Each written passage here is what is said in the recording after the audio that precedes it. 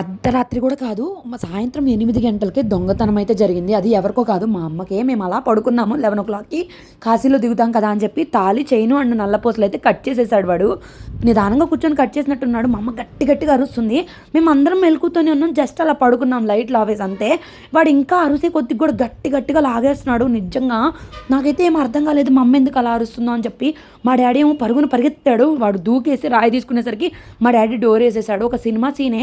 మా అమ్మకైతే ఏం కాలేదు దేవుడి దయ వల్ల. నాకైతే చాలా భయం వేసింది. తర్వాత కాళ్ళు చేతులు చాలాసేపు వణుకుతూనే ఉన్నాయి. అసలు చాలా భయంతోనే స్టార్ట్ అయ్యాం జర్నీ మాత్రము. కానీ దేవుడి దయ వల్ల కాశీ ట్రిప్ అయితే ఏమి ఇబ్బంది జరగలేదు. ఇదైతే ఫస్ట్ డే రోజు వ్లాగ్. సో నేనైతే ఇట్లా రెడీ అయిపోయాను. నేను వేసుకున్న ear rings and dress details ఎవరికైనా కావాలంటే లింక్ అని కామెంట్ చేయండి. మా రూమ్లో నుంచి గంగా నది అయితే చక్కగా కనిపించింది. వ్యూ అయితే చాలా బాగుంది. ఇవి వచ్చేసి కొరియన్ క్లిప్స్ మన పేజ్లోవి. ఇట్లయితే రెడీ అయిపోయా. సింపుల్గా నచ్చితే లైక్ చేసి కామెంట్ చేయండి. Thank you.